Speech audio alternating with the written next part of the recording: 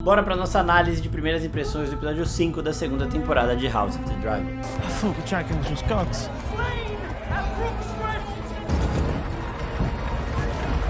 It's just me.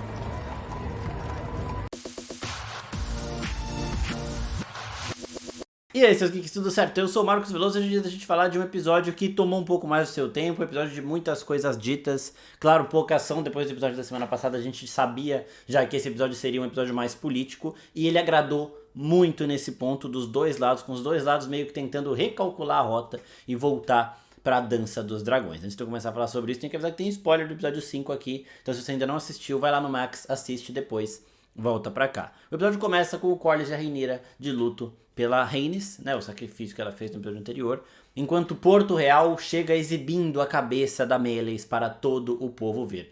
Pontos interessantes que a gente tem dessa exibição, né? O primeiro, eles estão levando a cabeça da Meleys e aproveitando esse chamariz para esconder o Aegon chegando na liteira ali, depois de todas as queimaduras que ele sofreu na batalha. Outro ponto, antes da gente ver a cabeça da Meleys em si, a gente vê o povo brigando por comida, tendo que comer fruta podre, né? As frutas que estavam ali à disposição estavam podres, toda a comida que eles têm ali são basicamente restos, então a situação de Porto Real, que repercute ao longo do episódio, ela é bem drástica. No final da primeira temporada, o Corlys chega falando pra Rhaenyra que ele conseguiu bloquear a entrada de comércio em Porto Real. Então ele conseguiu bloquear a entrada de comida ali. E no começo dessa segunda temporada a gente vê já o povo falando pro Aegon que eles estão com dificuldade e tudo mais, e o Aegon falando, não, a gente vai ajudar, é nóis, não sei o que lá, mas o Aegon também estava muito cru pra uma guerra, né? Também não sabia de fato o que aconteceria, e agora a gente vai vendo isso com o povo, né? Se lá no começo da temporada a situação já estava drástica, agora tá muito pior. As pessoas brigando por comida, tendo que comer coisa podre e resto. E diferente do que o Criston Cole imaginava, ele estava pronto para ser exaltado naquela entrada, a pose dele chegando a cabeça da Meleys ali indica isso, né? Ele esperava que o povo fosse festejar, mas ninguém ali do povo festeja, por alguns motivos. O primeiro deles é que eles estão com problemas ali que não chegam na coroa, essa falta de comida, por exemplo. Segundo ponto é que eles sabem que se a Rhaenyra quiser responder, eles vão sofrer primeiro, né? É uma coisa que também vem repercutindo desde o começo dessa temporada. Quem sofre pelas ações dos mais poderosos, antes dos poderosos, é o povo, né? Então ninguém gosta. Quando eles veem um dragão morto ali, eles falam, né? As pessoas começam a falar, isso é sinal de mau presságio, vem coisa ruim por aí. E aí um dos garotos, o garoto que tava ali com o Hugh Hammer, o Hugh Martelo, aquele cara que tem o cabelo Targaryen, né? Todo mundo já viu o cabelo dele, aquele cabelo brancaço, né? Ele vira e fala, eu pensei que os dragões fossem deuses. Então quando você vê uma criatura mística como essa morta na sua frente, é claro que vem esse sentimento de mau presságio, né? O povo estava totalmente chocado com aquilo. E aí o Hugh fala um negócio que vai ser importante pro final da Dança dos Dragões. É apenas carne. Nesse momento, o povo passa a ver que os dragões podem ser mortos. O Criston Cole não pensou nisso, o Aemond não pensou nisso, ninguém pensou nisso, tá bom? Eles deixam de ver os dragões como deuses, né? O Viserys já tinha falado antes que o maior poder dos Targaryen estavam nos sonhos, não nos dragões, mas as pessoas viam os Targaryen como esses seres mais próximos dos deuses muito por conta dos dragões que eles montam. E agora, algumas pessoas estão vendo esses dragões como apenas carne. Eles são, assim como nós, um bicho, só que eles são um bicho maior, só que um bicho que também pode ser morto. Nós já vimos isso. Então, esse comentário do Hugh aí é muito isso. É apenas carne. Isso é muito ruim, né? O povo primeiro que perde essa crença, essa idolatria pelos dragões, passa a ver os Targaryen também como menos divinos do que eles viam antes, né? E ainda continuam sofrendo com a falta de comida e com toda a treta. Ninguém quer saber dessa vitória que os verdes tiveram em campo de batalha. O povo mesmo quer saber de, comidinha, dinheiro no bolso e comida na barriga. E não tá tendo. Agora vamos falar das queimaduras do Aegon, né? No episódio anterior eu tinha falado sobre a armadura de aço valeriano ser um problema porque nos livros a armadura do Aegon, que não é de aço valeriano, se funde com a pele dele. Aqui a armadura não se fundiu, pelo menos eles mantiveram o aço valeriano sendo resistente ao fogo de dragão. A armadura não se fundiu nem um pouco, né? Ela entrou na pele do Aegon porque a pele dele derreteu, então é como se ele estivesse dentro de um forno, né? Ele entrou no forno e ele saiu do forno. A pele dentro da armadura fritou, porque o fogo da Vhagar foi pesadíssimo. A armadura continua intacta, isso é importante. Eles desgrudam, eles descolam, porque a armadura entrou no sangue dele, entrou na pele ali, a pele dele derreteu. Então eles tiram a armadura.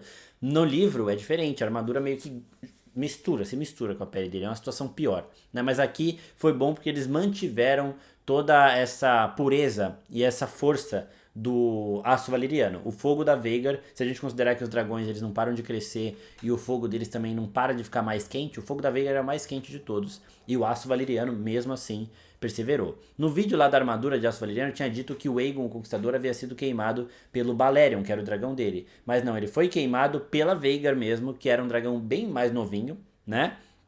Porque nesse momento que o Aegon morre, dos 3 dragões conquistadores, só a Veigar era montada. A Meraxes já estava morta e o Balerion tinha perdido o seu montador. Depois, pro Maegor reivindicar o Balerion demora um pouquinho. Então, o único dragão montado dos 3 ali naquela época era a Veigar. A Visenya deu a ordem da Veigar, né, o Dracarys, para queimar o Aegon. Só essa errata em relação àquele vídeo da armadura. Agora, voltando aqui, eu achei bem legal essa situação, o Aegon sim todo queimado, o meu medo era de que eles tirassem todas as queimaduras do Aegon, mas não, elas continuam aqui, a situação dele é bem crítica. O Maester Orville fala, né, tipo, a gente tá fazendo o que a gente pode aqui, por enquanto o rei tá vivo, mas a situação é ruim. E aí a gente passa para o Conselho dos Verdes, que também é muito interessante, porque aqui a Alicent vê que tá todo mundo cagando pra ela. E uma coisa importante aqui, que a gente até comentou aqui em casa, é que assim, esse conselho realmente não pode colocar a Alicent no lugar do Aegon nesse momento. Porque eles baseiam toda a reivindicação do Aegon nesse ponto. A gente usurpou o trono da Rhaenyra porque não é uma mulher que tem que governar. Então, se no momento eles falam, agora que o Aegon não pode, a gente vai colocar a Alicent, era melhor eles falarem, agora que o Aegon não pode, vamos chamar a Rhaenyra de volta e pronto, acabou. Tá bom? Entre a Alicent e a Rhaenyra, faria muito mais sentido esse conselho falar, acaba a guerra, chama a Rhaenyra aí, porque tipo, se é pra uma mulher sentar nesse trono, mesmo que seja como regente temporária, tem que ser a Rhaenyra, tá? Não você. Então é óbvio que todo mundo aí ia pelo Aemond. O Grandmaster ele tenta ir mais pelo lado da razão, os Maesters eles conhecem mais a história da guerra, eles sabem que é sempre melhor tentar evitar. Então ele tenta colocar a Alicent ali no posto, mas não dá certo. Nem o Larys Strong, nem o Criston Cole concordam com ela, que são as pessoas mais próximas a ela ali, mas os dois também já estão próximos do Aemond e do Aegon. E o Larys fala isso, que é muito interessante, o Larys tem essa visão. O nosso argumento é de ter um homem no trono. Não faz sentido a gente colocar uma rainha para reger nesse momento, né? Então, não tem como. E uma coisa que tinha muita gente perguntando, né, e que nessa semana eu fui me inteirar melhor sobre, é em relação a essas bolinhas do Pequeno Conselho de Porto Real, né? Que desde a primeira temporada eles dão muita ênfase nas bolinhas que os membros têm. Cada cargo, cada posto desse Pequeno Conselho ganha uma bolinha. Então, o Grandmaster tem uma bolinha, o Mão do Rei tem outra, o Mestre da Moeda tem outra, o Mestre dos Sussurros tem outra. Cada um tem a sua, né? E aí é meio que como um símbolo de presença. Quando você chega, você coloca a sua bolinha ali. E você ter uma bolinha que mostra que você faz parte do Pequeno Conselho do Rei de Westeros é muito importante. Então é uma relíquia, né? Cada um deles tem a sua, cada uma tem um design diferente e elas servem justamente para isso. Se você não vai na reunião, a sua bolinha não vai estar colocada ali no lugarzinho dela, então você faltou. Esse é um detalhe que eles adicionaram para a série que não é referenciado, não é falado nos livros. A gente passa agora para a Rhaenyra. O conselho dela que é a ação, continua com aquelas treta machistas, só que aqui ela impõe um pouco mais de respeito, né? A gente vê que as pessoas, por mais que elas estejam meio que tirando a Rhaenyra de lado, meio que discutindo tudo isso por eles ali, ninguém ali cogita trair a Rhaenyra. Isso é importante, tá? Esse é um ponto importante. Todos eles estão ali também nutrindo uma lealdade pelo Viserys, um ódio pelo Hightower e também essa lealdade que passa do Viserys para Rhaenyra. E é muito importante isso também. A todo momento eles chamam os verdes de os Hightower. Quem está sentado no trono é um Targaryen, o atual príncipe regente é um Targaryen, mas eles sempre chamam eles de os Hightower, isso desde o começo da temporada, né? Quando o Daemon vai entrar em Porto Real para falar com sangue e com queijo, ele fala os Hightower, e o sangue fala, eu quero que os Hightower vão, né? Então, tipo, é sempre assim. Quem tá ali são os Hightower, não são os Targaryen, são usurpadores Hightower. Sempre bom reforçar a forma com que eles lidam com os outros. E também, na parte da Meleys entrando, a cabeça da Meleys sendo exibida, uma coisa interessante é que as pessoas falam, a Rhaenyra vai responder a isso. Então eles estão com medo da represália, né? E neste momento, nós temos essa discussão também mais pra frente do episódio, mas é bom já trazer aqui. O maior dragão que a Rhaenyra tem à disposição, já que o Daemon tá lá viajando, é a Syrax, né? Então ela fala, ó, O Aemond sabe que agora não tem dragão nenhum aqui pra bater de frente com a Vhagar e ele vai agir. E se ele agir, quem tem que ir sou eu. Porque a Syrax é mais rápida, assim como a Meleys foi. E aí o Jace fala, mas a Meleys morreu. Né? A Meleys era o dragão mais rápido e, na minha opinião, o mais forte de toda essa época. Né? A Meleys morta, agora tem a Syrax pra agir. O Jace fica desesperado e a Rhaenyra fala, tipo... A Meleys teve que lutar com 2 dragões e um deles está morto. O Sunfyre não está morto. Tá bom? O Criston Cole fala no começo do episódio, é sempre bom também a gente pontuar isso. O Criston Cole deixou uma guarnição ali pra proteger o Sunfyre porque ele não pode voar. Ele tá com a asa toda zoada, ele não pode voar, mas ele não tá morto ainda. Ele tá muito ferido, por isso que tem gente guardando. Só que, por exemplo, se a Rhaenyra soubesse que o Sunfyre tá vivo, ela mesma podia pegar a Syrax e ir lá e matar o Sunfyre, porque tem guardas ali. Não tem nenhum dragão protegendo o Sunfyre, tá ligado? Ela podia ir lá matar e aí pronto, era menos um dragão, mas ele está ali ainda sendo protegido por guardas pra ninguém por terra tentar matar ele ali, porque realmente não tem nem muito como se defender agora. Se alguém chegar lá e começar a cortar o pescoço, pode demorar 1 semana, 2 semanas, mas ele não vai ter nem o que fazer, né? E então por isso o Criston Cole deixou essa guarda. A Rhaenyra acha que o Sunfyre tá morto, mas ele não está. E a gente vai voltar nessa conversa da Rhaenyra com o Jace mais pro final do episódio, que tem muitas coisas interessantes nisso. Mas voltando aqui pro conselho, o conselho dela quer agir, o Jace também quer agir, vai conversar com a Baela ali, e ele fala, ó, eu vou procurar a ajuda dos Frey, porque eles têm a passagem, os Stark precisam passar, precisa daquela ponte. E aí ele chega lá nos Frey pra conversar e começa a fazer diversas promessas que ele não pode cumprir. Mas a de Harrenhal me pareceu até uma promessa ok. A Harrenhal tá lá com os Strong que não estão fazendo porra nenhuma. O Lord Strong tá em Porto Real, levou todo o ouro pra lá. Então meio que é um castelo abandonado. Os Frey querem um castelo abandonado, é conveniente pra Rhaenyra falar, beleza, pode pegar, leva embora, fica com vocês. Então o Jace conseguiu não só a passagem, ele queria que os Frey ficassem meio que neutros ali, não precisa dobrar o joelho pra ninguém, mas deixa os Stark passar por aqui, né, que eles vão precisar. E se alguém tentar passar pro outro lado, vocês não deixam. Se outro exército tentar passar aqui, vocês não deixam, tá? E aí depois ele conseguiu, além disso, também com que os Frey dobrassem os joelhos, mas ele tem que entregar Harrenhal. E quando ele fala isso pra Rhaenyra, a Rhaenyra gosta. Ela fala, não, beleza, você tá ajudando muito aqui, tudo certo. E aqui nós temos mais pessoas agindo em nome da Rhaenyra ao longo do reino. Nós temos a Rhaena no ninho, né, o ninho do Arryn, aquele lugar lá que em Game of Thrones o Tyrion Lannister foi preso e tem aquele olho da lua lá, que é onde as pessoas jogam, né, o ninho tá muito no alto, então os prisioneiros do ninho eles são jogados num buraco e caem, tipo, tá ligado? É o lugar mais alto, um lugar que por terra só dá pra você entrar por um lugar, então é meio que uma fortaleza impenetrável, porque se os Arryn fecharem ali não tem como entrar. E aí a Lady Arryn tá falando isso pra Rhaena, a nossa maior ameaça, o maior perigo aqui é se alguém vier pelos céus, então por isso que a gente precisa de dragões. E elas têm essa discussão um pouquinho, mas meio que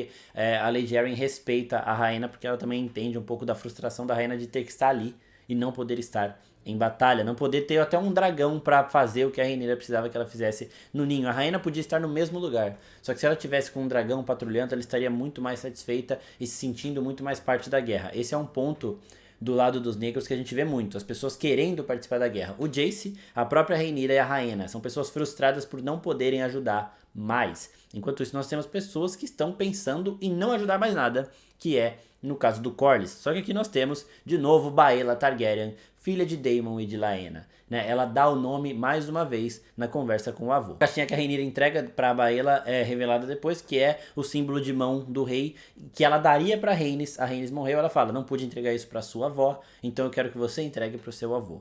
Então ela quer o Corlys como mão do rei, e quando a Baela vai entregar isso pra ele, ela fala, eles têm uma conversa ali, o Corlys não quer aceitar, ela fala, então vai lá pra Porto Real e ajoelha pra eles que eles vão te aceitar. Ele fala, eu prefiro vazar daqui. E aí o que a Baela fala é muito foda, é muito bom, porque ela fala o seguinte, a minha avó, que é a sua esposa, ela morreu protegendo a Rhaenyra. E eu vou proteger a Rhaenyra até o final, vou fazer valer a herança dela e vou fazer ela sentar no trono de ferro. Ou vou morrer tentando. Minha avó morreu tentando, eu também vou morrer tentando. Se o Corlys vai embora, meio que pra ele a Rhaenys morreu por nada. Porque a Rhaenys morre em prol da causa da Rhaenyra e o Corlys abandonaria a causa da Rhaenyra depois. Tipo, sabe? Seria como manchar o sacrifício que a Rhaenys fez. E é isso que a Baela coloca na cabeça do Corlys. Ela dá um show ali. Ela acaba com ele no argumento, né? Netinha deitando no avô. Tanto que logo depois que ela para, ele fala, eu quero você como minha herdeira. No começo da temporada ele tava procurando uma herdeira. E ela não pode, tipo, ela é prometida pra casar com o Jace. Ela vai ser a rainha de Westeros. Ela tá na linha de sucessão direta ali, né?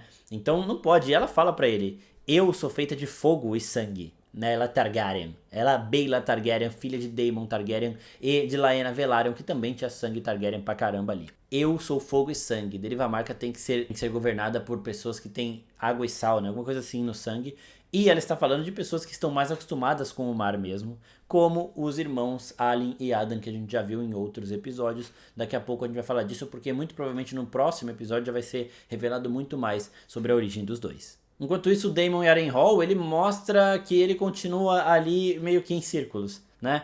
No começo, no episódio anterior, o William Blackwood tinha falado, se você conseguir com seu dragão queimar os Bracken lá, o nosso exército é seu. E o Daemon, ele quer mais gente pra causa dele. Então ele fala, não vou queimar, porque eu preciso do exército deles, mas eu não posso chegar lá fazendo um monte de barbaridade, porque a coroa não pode fazer isso. Agora, se você fizer, eles não vão nem desconfiar, o Daemon é muito burro, tá bom?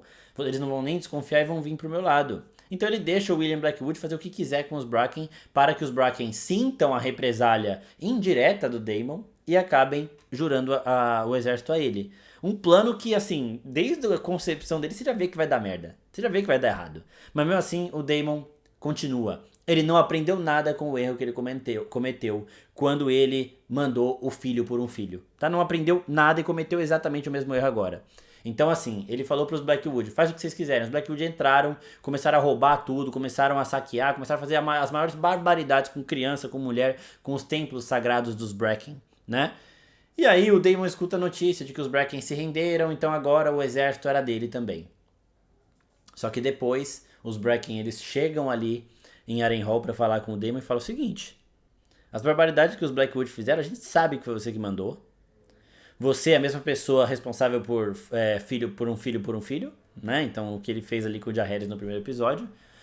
E a gente não vai dobrar o joelho para um tirano. Essas terras aqui são muito antigas, aqui tem muitas forças, e o Daemon tá sentindo essas forças daquela região, porque ele está deitado numa cama de represeiro, ele tá tomando chá de semente de represeiro, por isso que ele tá alucinando, ele tá sentindo toda essa força da natureza que vem dos deuses antigos ali.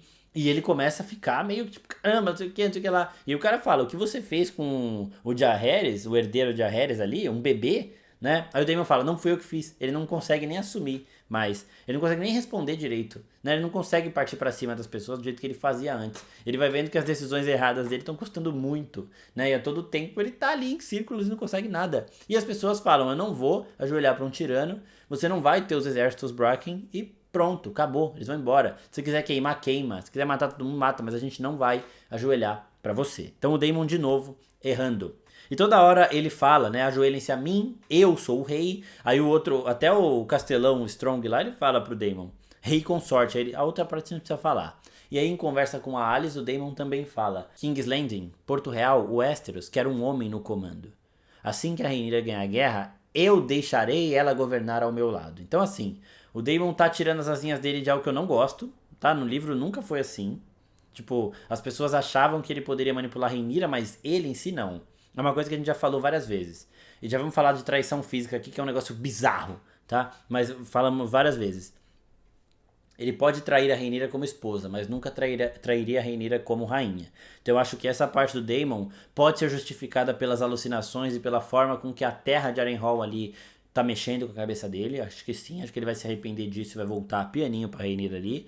Mas pode ser também um probleminha de como o personagem está sendo desenvolvido aqui, tá? Isso me preocupa muito. Essa parte do Daemon querer ser o rei, começar a mostrar esse lado que ele não mostrava nem na época do Viserys, tá me preocupando. Agora vamos falar da situação dele com a tal loira misteriosa, né? Aquela valeriana misteriosa que o Daemon estava beijando no trailer. A gente tinha visto o anel dele. Eu fiz um vídeo de teoria aqui falando que seria uma visão da Aemma Arryn, que é a mãe da Rhaenyra. Era uma teoria problemática, mas a verdade é ainda mais problemática. A gente não pode nunca duvidar da capacidade desses caras de surpreender a gente com essas bizarrices. A mulher que o Daemon estava beijando, nos sonhos dele, era só um sonho, tá? Ela não estava ali fisicamente, era Alyssa Targaryen, a mãe do Daemon e do Viserys. Então ele teve uma visão dele tendo relações com a mãe dele. Isso é bizarro. A gente tinha falado já nos nossos podcasts, inclusive o podcast dessa semana promete muito, porque tem muita coisa pra se falar daqui, não vai dar tempo de falar no vídeo aqui, que o Aemond poderia ter alguma situação parecida com essa com a Alicent. Não de fato, mas dele querer algo com ela nesse sentido, né? Não ele tendo de fato, porque a Alicent não submeteria isso, ela não é uma Targaryen, mas do Aemon de ter esse desejo com a mãe dele, né? E a gente vê o Daemon fazendo isso, aumenta essa possibilidade, porque a gente vê o Daemon e o Aemon de muito como espelhos ali, já falei disso também. Aemon de Daemon se escreve com o mesmo número de letra, com as mesmas letras, na mesma sequência, você só tira o D do começo do Daemon e põe no final para Aemond, né? Então eles são um círculo, eles vão rodar ali juntos, né? Então um é muito parecido com o outro e essa bizarrice do Daemon pode também ajudar aquela teoria do Aemond, desses desejos que ele tem com a Alicent aí. A Alyssa, mãe do Daemon, ela era a antiga montadora da Meleys, uma coisa bem legal também. E ela montou a Meleys com o Daemon ainda um bebê no colo. Foi a primeira vez que o Daemon voou. E por isso, né, falam que o Daemon ele sempre gostou de aventura, de dragões. Ele sempre foi afeiçoado por isso. Porque a mãe dele levava ele pra voar quando ele ainda era um bebê. Então ele subia ali nas costas da Meleys e voava os céus. Então toda essa bizarrice aqui, ela é explicada pela forma com que... Tipo, o primeiro amor do Daemon foi a mãe dele, né? Mas não dessa forma, tá ligado? Foi muito bizarro. E aí ele vê a mãe dele falando, eu queria que você tivesse nascido primeiro, porque aí você seria o rei, e você seria um rei melhor do que seu irmão Viserys, que nunca esteve pronto para o cargo, para o papel. E aí depois ele acorda, e aí ele se sente estranho. Você vê a cara dele falando... Que bizarro isso que eu te sonhei. Ele se sente meio sujo ali, tá ligado? Porque isso aí já passa qualquer limite.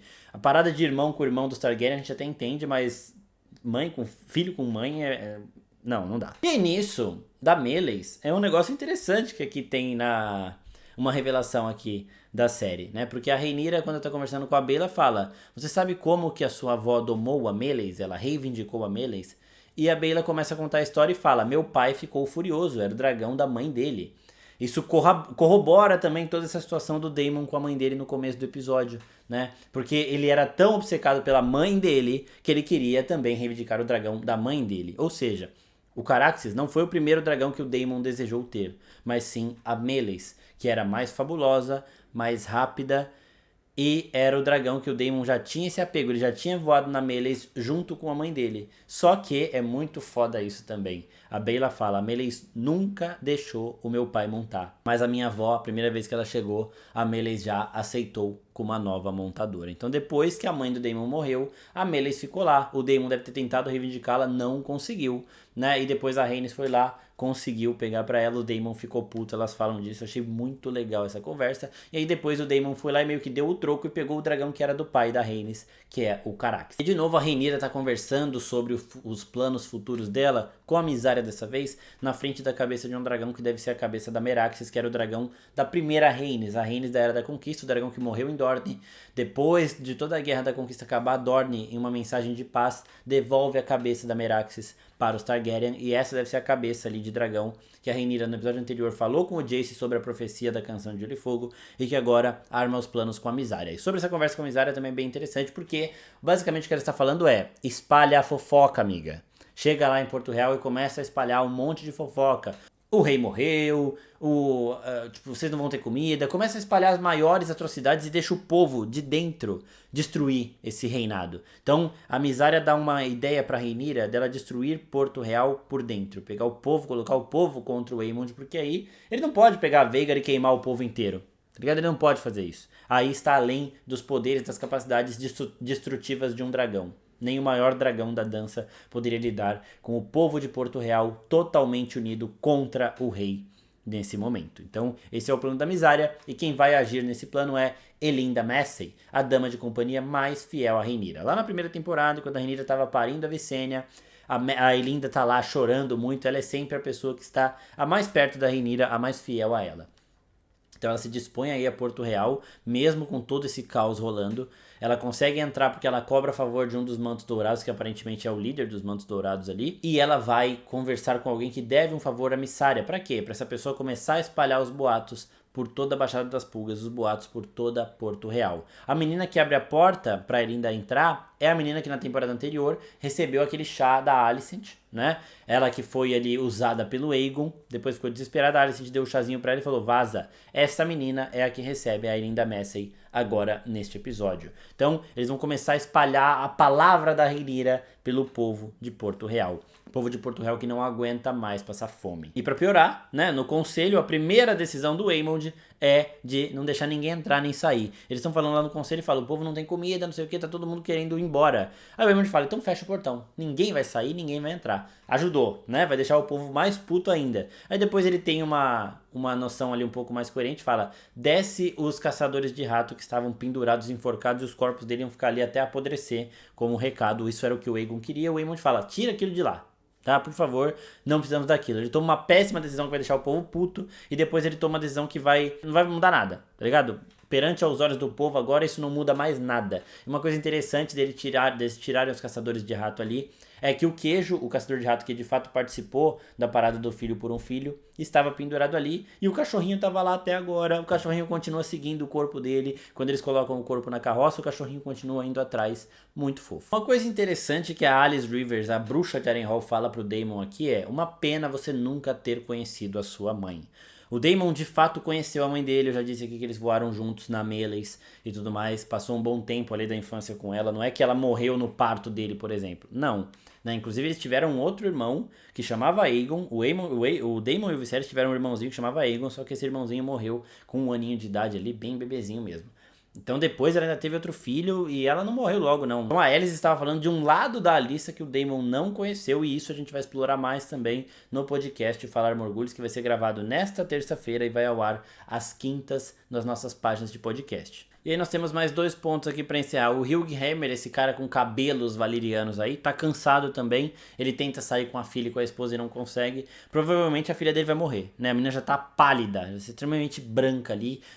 E nós temos o Aemond olhando o trono e chega a Helaena revoltada com ele. E ela fala, valeu a pena? E ele não responde, né? Porque a Helaena é a pessoa que o Aemond não consegue responder. Ele consegue responder a mãe dele, ele consegue responder o irmão dele, mas a irmã é difícil. Né? E aí ele sente um pouquinho. E uma curiosidade que a Vit vem falando episódio por episódio no podcast é que a Helaena ainda não trocou o vestido. E para encerrar esse vídeo vamos falar da conversa final do Jace com a Rhaenyra, porque ele fala, a gente tem pessoas com sangue Targaryen mais diluído, porque as gerações passadas da nossa casa foi se casando com outras casas para conseguir alianças menores, né? Vamos atrás dessas pessoas com esse sangue mais diluído, porque ainda assim é sangue Targaryen, para que eles tentem montar os dragões Asa Prata e Vermitor, dragões gigantes que podem bater de frente com a Vhagar, que estão em Pedra do Dragão, mas que estão sem montador. Daí surgirão as sementes do dragão, que a gente vai falar mais delas quando elas começarem a ser aí reveladas de fato, né? Porque pra quem leu o livro já sabe quem são, quem não leu não vai tomar spoiler nesse vídeo aqui. Se vocês quiserem, comenta, que aí eu faço um vídeo sobre as sementes do dragão essa semana já, cheio de spoiler do livro, aí quem quiser ver, assiste, então comenta aqui embaixo. Espero que vocês tenham gostado, se gostou também não se esquece de curtir, e até a próxima, pessoal. Tchau, tchau.